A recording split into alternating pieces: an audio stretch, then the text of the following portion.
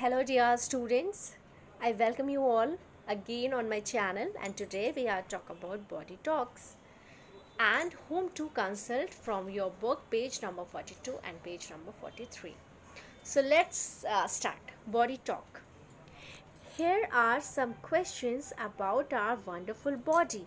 Pick your answer from the help box. Help box is given there, options are given there, and you have to find out which one is correct. So the question number 1 is, which is the largest external organ in the human body? So the correct answer is skin. What is the correct answer? So student, the skin is considered to be the largest organ. It covers your whole body. You all can see that the skin had covered our whole body and makes up about 16% of overall body mass, right? That's why skin is considered the largest external organ in the human body. Moving to the next question, question number 2.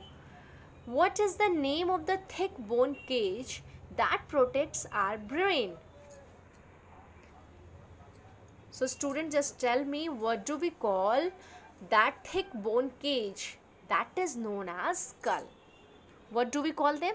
We call them skull. Okay. The skull is made up of 22 bones. Do you know how many bones? The skull is made up of 22 bones. Alright. And the carinum includes 8 bones that surround the protect the brain and 14 bones that form the face. So just you have to learn only that what do we call that bone case that protects our brain, that is skull, and skull is made of 22 bones. Alright. So moving to the question number 3. Which muscle help to digest food? So student, which muscle helps to digest food? So answer is smooth muscle, right? Smooth muscle helps our food to break down, right? And move it along the tract. Alright, the next question is question number 4. Question number 4 is, through which organ does food go from the mouth to the stomach? That is food pipe. Alright. What is food pipe? Food pipe. Food pipe is an organ that helps our food to go from the mouth to the stomach, right? It is a kind of tube that leads your food mouth to the stomach. The next question is, how many teeth does an adult have? It's very easy. We all know that 32 teeth an adult have. Which is the largest internal organ in the human body? Right? For here you can say it's what is written here. It's external. Right? External is written there. And what is written there? Here largest internal. Internal. So what is that? Liver. And student, just tell me, do you know why is the liver is the largest internal organ? Let me tell you. Your liver is the largest internal organ in our body, and it has a bunch of important jobs to do, right? Which type of job they do? They filter out danger chemicals, helps break down the food you eat, and build proteins that keep your body in good repair, right? So I'm moving to the next question. The next question is question number 7. What is written there? Which organ in our body pumps blood? That is heart. Heart pumps blood.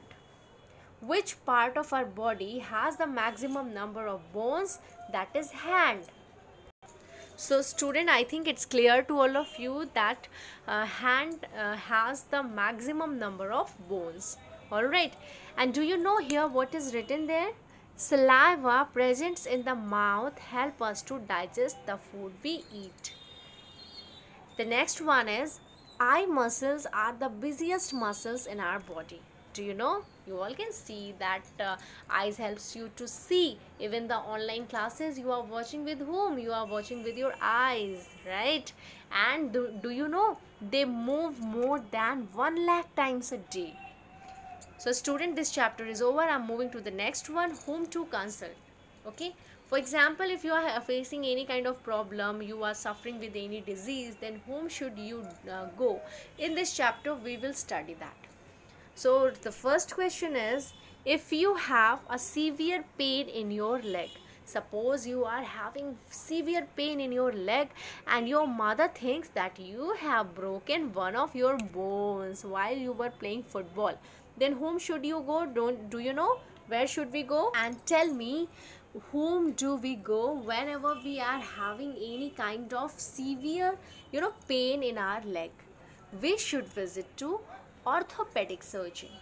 Orthopedic surgeon or doctors who specialize in the muscle skeletal system, the bones, the joints, ligaments, tendons and muscles that are so essential to movement and everyday life.